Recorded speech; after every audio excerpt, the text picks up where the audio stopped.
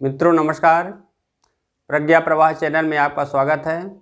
जैसा कि आप जानते हैं कि पूर्व के वीडियोज में निबंध श्रृंखला शुरू की गई है, उसी कड़ी में आज भारतीय अर्थव्यवस्था में कृषि की भूमिका पर चर्चा होनी है। भारतीय अर्थव्यवस्था में कृषि की भूमिका पर चर्चा करने के पूर्व जैसा कि हम जानते हैं कि पहले हमें जो निबंध का स्वरूप होता है उसमें भूमिका और उसके पश्चात उसका विवेचन और अंत में सकारात्मक आशावादी निष्कर्ष के साथ उसका समापन किया जाता है। तो इसमें उद्धरण की बहुत महत्वपूर्ण भूमिका होती है। उद्धरण के लिए आप या तो किसी कविता का प्रयोग कर सकते हैं या किसी कहानी का या अन्य संदर्भों का प्रयोग करके आगे बढ़ सकते हैं। आप चाहें तो डॉक्टर रामकुमार वर्मा की कविता है, हे ग्राम देवता नमस्कार, सोने चांदी से नहीं किंतु तुमने मिट्टी से किया प्यार, हे ग्राम देवता नमस्कार। तो यहाँ पर ग्राम देवता के माध्यम से रामकुमार वर्मा भारत में जो कृषक है उसकी देवतुल्य भूमिका को स्पष्ट कर रहे हैं। दूसरा तरीका ये भी हो सकता है कि जो हमारा राष्ट्रगीत है, राष्ट्रगीत वंदे मातरम है, वंदे मातरम में जो भारत माता की झांकी खींची गई है, भारत माता की तस्वीर खींची गई है, उस तस्वीर में भारत माता को शस्य श्यामलाम मातरम, सुजलाम सुफलाम मलयज शीतलाम मातरम करके प्रशंसित किया गया है, अभिनंदित किया गया है। तो उसमें आप देखें कि शस्य श्यामलाम मातरम, शस्य का अभिप्राय फसल होता है, अर्थात जो हमारी भारत माता है वह शस्य श्यामलाम, फसलों से हरी भरी है, इस रूप में प्रशंसित किया गया है। तो आप भारत माता की तस्वीर में जो भारत माता की सजावट है वह कृषि है, इस रूप में अपने निबंध की शुरुआत कर सकते हैं। अब हम देखते हैं कि फिर किस प्रकार से भारत में कृषि का उद्भव हुआ। वस्तुतः मानव सभ्यता जितनी पुरानी है, कृषि का विकास भी उतना ही पुराना है। अगर यह कहा जाए कि मनुष्य को सभ्यता में लाने का श्रेय कृषि को जाता है तो यह अतिशयोक्ति नहीं होगी। पशुपालन अवस्था से जब कृषि की अवस्था की ओर मानव चला, आगे बढ़ा, तभी वस्तुतः उसमें एक विकास की धारा बह निकली। आप देखें कि हमारे जो भारतीय धर्म ग्रंथ हैं वहाँ पर भी जो कृषि के महत्व के संदर्भ में आप भगवान कृष्ण और बलराम का उदाहरण ले सकते हैं। कृष्ण का अभिप्राय होता है जो कर्षत इति कृषकः, जो जोते वह कृषक है, और इस रूप में जो कृष्ण हैं, कृष्ण शब्द कृषक से संबंधित है। बहुत आश्चर्य की बात नहीं है कि उनके जो छोटे भाई बलराम थे उन्हें हलधर कहा जाता है, अर्थात, और कृष्ण को गाय चराने वाला या वो गाय चराते थे, इस रूप में वह पशु और कृषि का जो अंतर संबंध है, इंटरलिंकेज है, वह बताता है। फिर जनक के संदर्भ में कहा जाता है कि जो सीता की उत्पत्ति हुई वह हल जोत करके उत्पत्ति हुई, और जो खेती का कूण है, हल जोतते समय जो चिन्ह बनता है उसको सीता कहा जाता है। आप जानते हैं इतिहास के विद्यार्थी के रूप में कि मौर्य काल में जो कृषि का अध्यक्ष होता था उसको सीता अध्यक्ष कहते थे। इस रूप में आप कृषि की महत्ता को समझ सकते हैं कि किस प्रकार से जो कृषि थी वह भारतीय अर्थव्यवस्था का प्राणभूत तत्व थी, और वह जीवन यापन के मुख्य साधन के रूप में न केवल आम जन से जुड़ी हुई थी बल्कि सीधे भगवान से और राजाओं और महाराजाओं से जुड़ी हुई थी। इस तरह इसी को स्पष्ट करते हुए तैत्तरीय उपनिषद में अन्नम ब्रह्म अन्नम बहुकुर्वीत, अर्थात अन्न ब्रह्म है, अधिक अन्न उपजाना चाहिए। यह मैं केवल इसलिए अन्नम ब्रह्म की बात नहीं कर रहा हूँ कि मैं संस्कृत से PhD रहा हूँ, बल्कि योजना आयोग में जो योजना के सचिव थे उन्होंने अधिक अन्न उपजाऊ के रूप में, जब अधिक अन्न उपजाऊ का नारा दिया गया तो उसमें तैत्तिरीय उपनिषद के इसी सूत्र वाक्य को उद्धृत किया गया था, अन्नम ब्रह्म अन्नम बहुकुर्वीत, अन्न ब्रह्म है और अधिक अन्न उपजाना चाहिए। आप भी इसको वहाँ पर उद्धृत कर सकते हैं। और ऐतिहासिक काल में देखें तो जो सिंधु घाटी सभ्यता है वहाँ पर जो पृथ्वी एक प्रतिमा है, उसमें उससे पौधा निकलता हुआ, एक नारी की प्रतिमा है, उससे एक पौधा निकलता हुआ दिखाई पड़ रहा है। तो यह बताता है कि किस प्रकार से धरती को उर्वरा शक्ति के रूप में या उर्वरता की देवी के रूप में, कृषि की देवी के रूप में चित्रित किया गया है।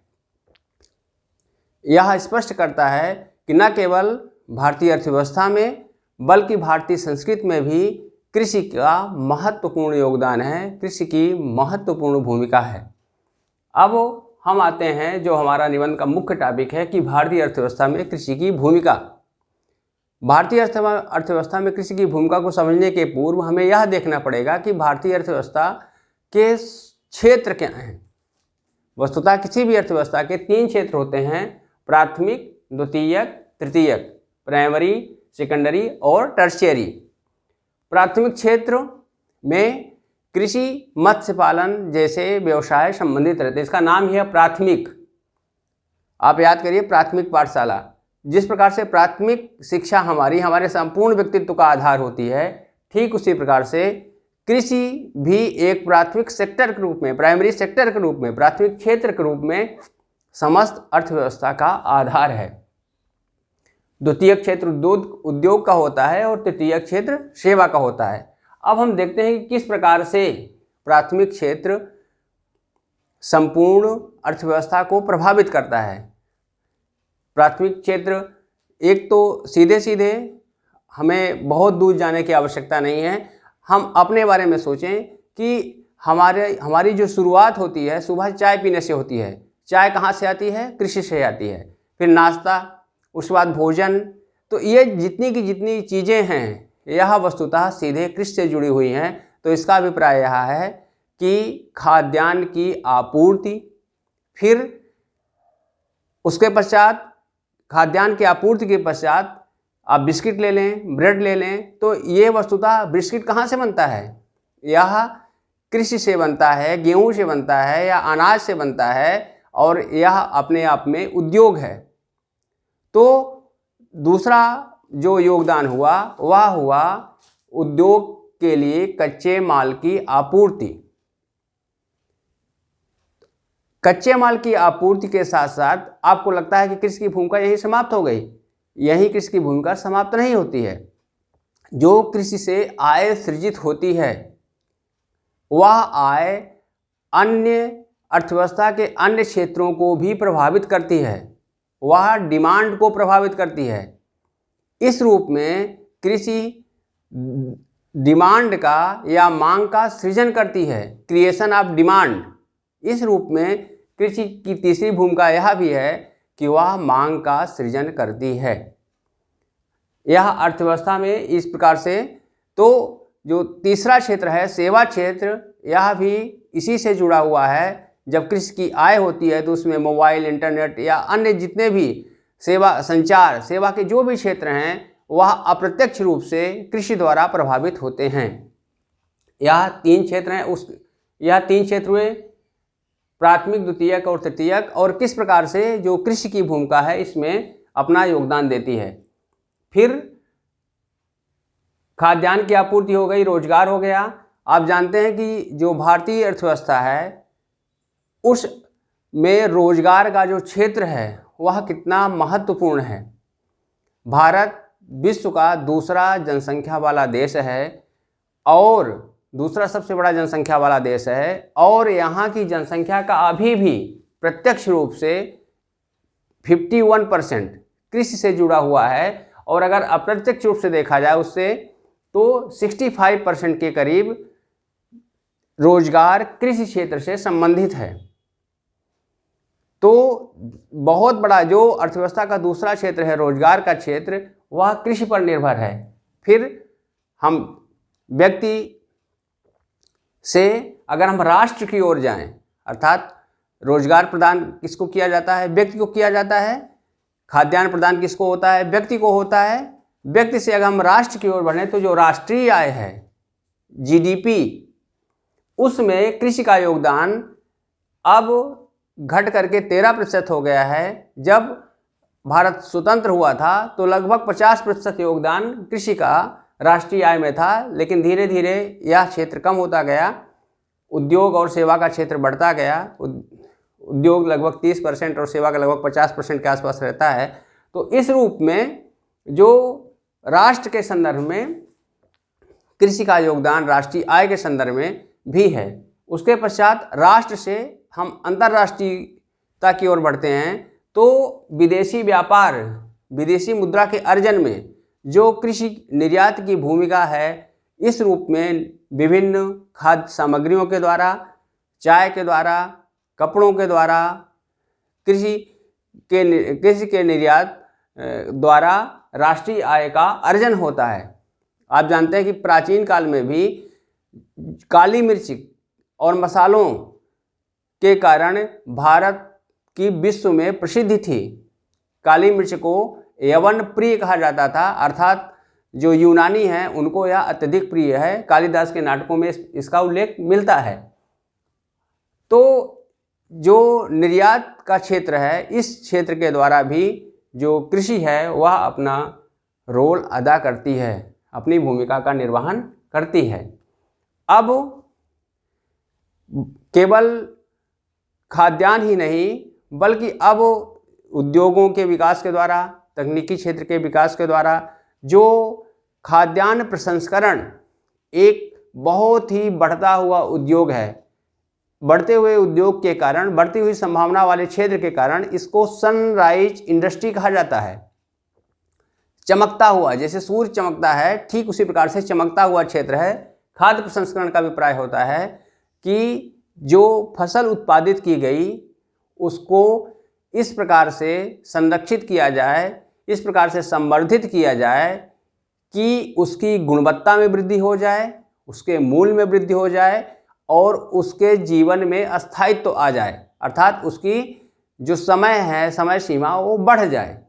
सपोज करिए कि गेहूं है, या और बहुत सीधा सा उदाहरण लेते हैं, दूध है। दूध है वह अगर अधिक से अधिक 1 दिन रह सकता है बिना प्रसंस्कृत किए, लेकिन अगर हम उसको प्रसंस्कृत कर देते हैं तो वही दूध मिल्क डेयरी के रूप में साल भर चल सकता है। यहाँ पर उसकी गुणवत्ता में वृद्धि हो गई। या आलू है, आलू से आपने अंकल चिप्स बना दिया, तो जो चिप्स है, चिप्स वर्षों तक चल सकता है। तो यह जो खाद्य प्रसंस्करण है, खाद्य प्रसंस्करण का सबसे बड़ा जो आधार है वह कृषि है। और इस रूप में कृषि का क्षेत्र अपार संभावनाओं वाला क्षेत्र है। और इस क्षेत्र में अगर इस क्षेत्र को संपन्न कर दिया जाए तो भारत सीधे सीधे विश्व की अर्थव्यवस्था में नंबर 1 की पायदान पर खड़ा हो सकता है। और इसीलिए इस पर ढेर सारी कोशिशें की जा रही हैं। प्रधानमंत्री किसान संपदा योजना इसीलिए शुरू की गई है। खाद्य प्रसंस्करण के ढेर सारे क्षेत्र स्थापित किए जा रहे हैं, खाद्य प्रसंस्करण की इकाइयाँ स्थापित की जा रही हैं। अब खाद्य प्रसंस्करण के साथ सहायक गतिविधियाँ में भी कृषि का महत्वपूर्ण योगदान है, जैसे पशुपालन है। आप सोचिए, क्या पशुपालन बिना कृषि का संभव है?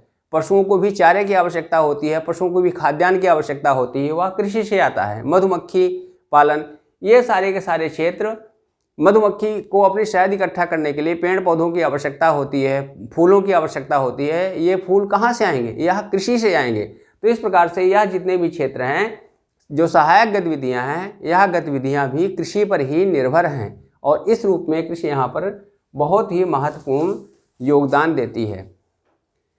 इसको संक्षेप इस प्रकार से समझ लें ताकि बिल्कुल आपके मस्तिष्क में ये चीज़ बैठ जाए। आप सोचिए कि आप भारत में खेत में खड़े हैं। जो शुरुआत होती है खेत से, सबसे पहले किसान की भोजन की व्यवस्था हो गई, फिर किसान को रोजगार मिलता है, रोजगार मिल गया, फिर हम और आगे बढ़ते हैं तो राष्ट्रीय आय में, व्यक्ति से राष्ट्र की ओर जाते हैं। राष्ट्रीय आय में कृषि की भूमिका है। जीडीपी में उसका रोल है। उसके पश्चात राष्ट्र से अंतर्राष्ट्रीयता की ओर बढ़ते हैं तो जो निर्यात है, निर्यात के रूप में भी कृषि का महत्वपूर्ण योगदान है। न केवल निर्यात में बल्कि जो बाजार है, बाजार की सुदृढ़ता में भी कृषि अपना महत्वपूर्ण योगदान देती है। बाजार के लिए खाद्यान्नों की आपूर्ति सुनिश्चित करती है, उद्योग के लिए कच्चा माल सुनिश्चित करती है और उससे जो आय अर्जित होती है, उससे जो धनागम होता है, उससे मांग बढ़ती है, मांग का सृजन होता है। इस प्रकार से जो अर्थव्यवस्था है वह सुचक्र के रूप में संचालित होती है। आपूर्ति होगी, आय मिलेगी, आय बढ़ेगी, आय बढ़ेगी तो फिर और मांग बढ़ेगी, जब और मांग बढ़ेगी तो फिर से और आपूर्ति होगी, आपूर्ति होगी तो उस आपूर्ति के विक्रय द्वारा आय बढ़ेगी, आय बढ़ेगी तो फिर मांग बढ़ेगी। इस प्रकार से जो बाजार का सुचक्र है वह सुचक्र कृषि द्वारा संचालित होता है। अब जो कृषि का योगदान है इसको समझने के पश्चात हमको यह देखना पड़ेगा कि वस्तुतः जो कृषि की समस्या है वह किस रूप में है। कृषि की समस्या को दो रूपों में आप वर्गीकृत कर सकते हैं। एक, किसान, जिसे अन्नदाता कहा जाता है। हमने ऊपर कविता का उदाहरण किया था, ग्राम देवता कहा जाता है। तो वह अन्नदाता किन किन समस्याओं से ग्रस्त है, आप एक भारतीय किसान के स्वरूप को देखिए और फिर आपको समझ में आ जाएगा कि किस रूप में जो भारतीय किसान है उसकी स्थिति है। कहा जाता है कि एक बार पंडित जवाहरलाल नेहरू किसी सभा में बोल रहे थे और उन्होंने कहा कि भारत के किसानों में भारत की आत्मा बसती है। राम मनोहर लोहिया वहीं थे और वह उसी सभा से एक किसान को ला करके जवाहरलाल नेहरू के सामने खड़ा कर दिए। किसान फटा हुआ कुर्ता, बिना जूते का, मैला कपड़ा, इस रूप में था। तो उन्होंने कहा कि देखिए ये है भारत की आत्मा। अर्थात हमें भारत की आत्मा को अगर सशक्त बनाना है, सशक्त राष्ट्र के रूप में भारत को स्थापित करना है तो हमें किसान को भी सशक्त बनाना पड़ेगा। लेकिन जो किसान है उसकी स्थिति क्या है? अशिक्षा का शिकार है, निर्धनता है, प्रशिक्षण का अभाव है, ऋणग्रस्तता है। यहाँ के बारे में कहा जाता है कि अगर किसान कर्ज नहीं लेता तो डूबता है और कर्ज लेता है तो भी डूबता है। इस प्रकार से डूबने का जो कुचक्र है वह किसानों के साथ चलता रहता है। कर्ज नहीं लेता तो इसलिए डूबता है क्योंकि फसलों के लिए जो आवश्यक चीज़ें हैं, सिंचाई के लिए, बीज के लिए, खाद के लिए, कृषि यंत्रों के लिए, उसे वो सारी चीज़ें नहीं मिल पाती। जब नहीं मिल पाती तो खेती की उपज प्रभावित होती है और अगर ले लिया तो फिर उसका जो उत्पादन है या उत्पादन का जो मूल्य है इतना नहीं हो पाता है कि वह उस मूल्य को चुका सके, उस कर्ज को, उस मूल्य के द्वारा उस कर्ज को चुका सके, तो वह पुनः ऋण के चक्र में डूब जाता है। और आप देखें कि जो भारत में किसानों की आत्महत्या की दर है वो लगातार बढ़ रही है। और सबसे बड़ी विडंबना ये है कि जो ऐसे राज्य जो कृषि की दृष्टि से संपन्न हैं, अर्थव्यवस्था की दृष्टि से संपन्न हैं, महाराष्ट्र है, आंध्र प्रदेश है, कर्नाटका है, यहाँ पर आत्महत्या की दर बहुत अधिक है। तो यह आत्महत्या की दर वस्तुतः बताती है कि कहीं ना कहीं जो भारत का किसान है वह कुप्रबंधन का शिकार है। अन्नदाता या जीवनदाता ही मौत के आगोश में चला जा रहा है। और उसके बाद फिर रूढ़वादिता भी एक बहुत बड़ा पहलू है जिससे किसान प्रभावित होते हैं। और इसके कारण जो नई नई तकनीक हैं, नई प्रविधियां हैं, नई वैज्ञानिक प्रणालियां हैं, उन प्रणालियों को अपने खेती में नहीं अपना पाते हैं और उसकी उपज प्रभावित होती है। विश्व के अन्य देश अमेरिका, मैक्सिको या ऑस्ट्रेलिया इत्यादि से तुलना करने पर यह चीज़ स्पष्ट होती है कि वहाँ पर नई प्रणालियों के द्वारा जो उत्पादकता की दर है वह बहुत अधिक है, भारत में कम है। तो अब यह किसान के साथ होगी। फिर दूसरा, किसान क्या करता है? खेती। अब भूमि के साथ क्या क्या समस्या है? सबसे पहले मानसून। भारत की खेती को मानसून का जुआ कहा जाता है। अगर मानसून की कृपा है तो खेती बहुत अच्छी होती है, मानसून नहीं आया तो पूरी की पूरी खेती बिगड़ गई। पुनः ये मुहावरा जो किसान का है कि वह डूबता है तो वह प्राकृतिक आपदाओं के कारण भी डूब जाता है। जैसे बाढ़ आ गई तो फसल नष्ट हो गई, सूखा फसल नष्ट हो गई, तूफान फसल नष्ट हो गई। तो इस रूप में जो सबसे ज़्यादा प्रभाव पड़ता है वह इसी प्राथमिक क्षेत्र पर भी पड़ता है। तो इस रूप में न केवल संसाधनों को उपलब्ध कराने के लिए कृषि प्राथमिक क्षेत्र है, बल्कि आपदाओं का सबसे ज़्यादा जो सुभेद्य है, सबसे ज़्यादा जो प्रभावी क्षेत्र है, प्रभावित होने वाला क्षेत्र है, वह भी कृषि ही है। और फिर रूढ़िवादिता से ही वैज्ञानिक खेती का भाव भी जुड़ा है। हम नई प्रणालियों का उपयोग नहीं कर पाते हैं, नए संसाधनों का उपयोग नहीं कर पाते हैं, जिससे हमारी खेती की जो उपज है वह प्रभावित होती है।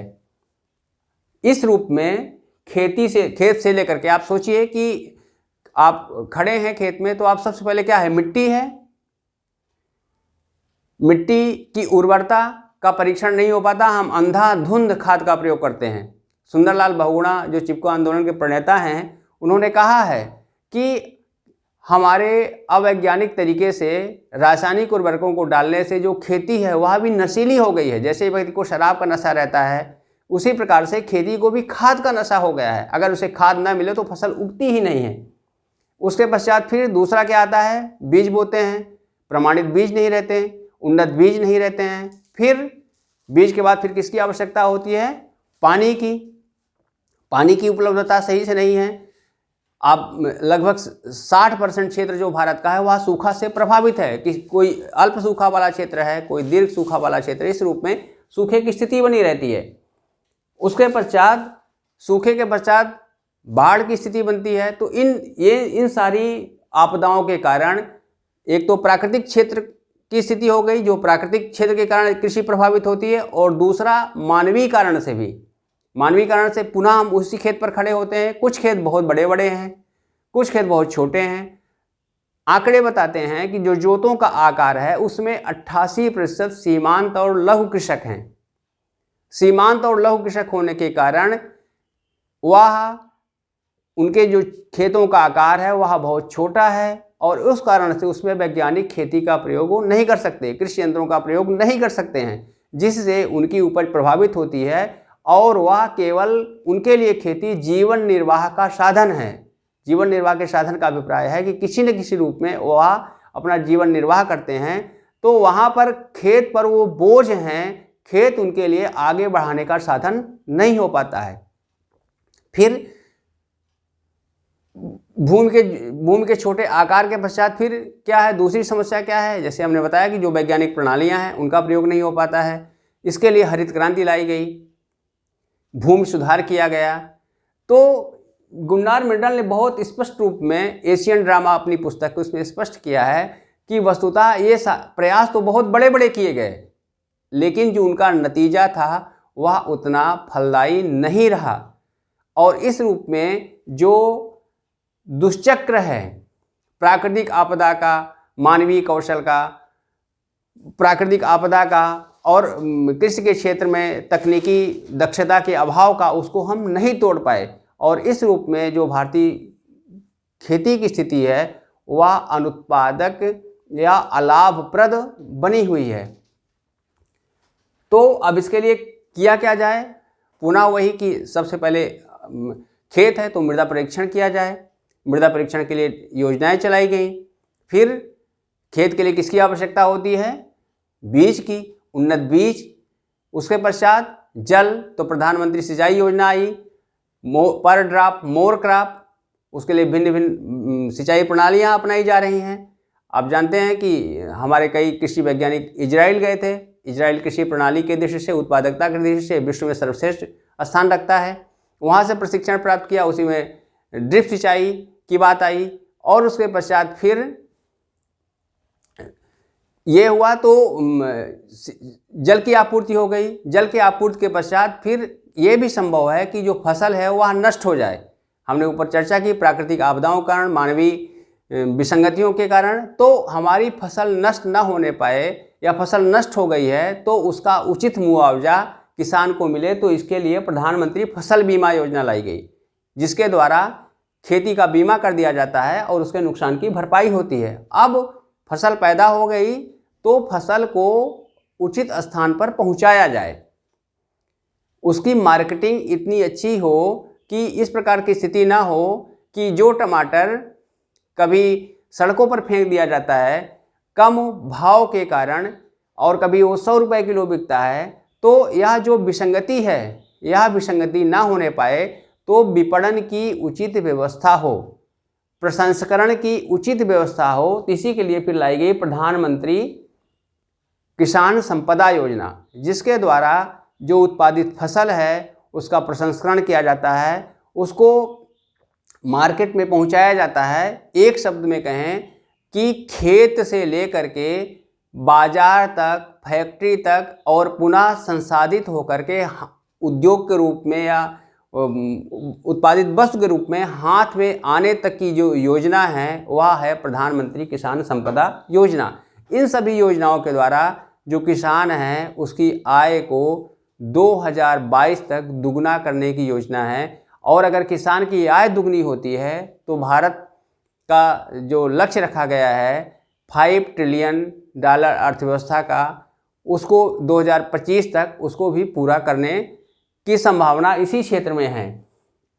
अब हमारा जो समापन होना चाहिए, वस्तुतः इन सब अभी तक के जो बिंदु हैं उनसे स्पष्ट होता है कि कृषि का वाइटल रोल है भारतीय अर्थव्यवस्था में। इसीलिए MS स्वामीनाथन, जो भारत में हरित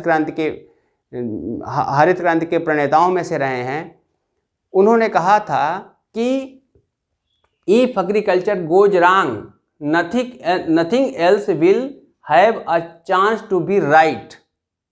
अगर कृषि के साथ गलत हुआ तो कोई भी ऐसा क्षेत्र नहीं है जिसके साथ सही हो।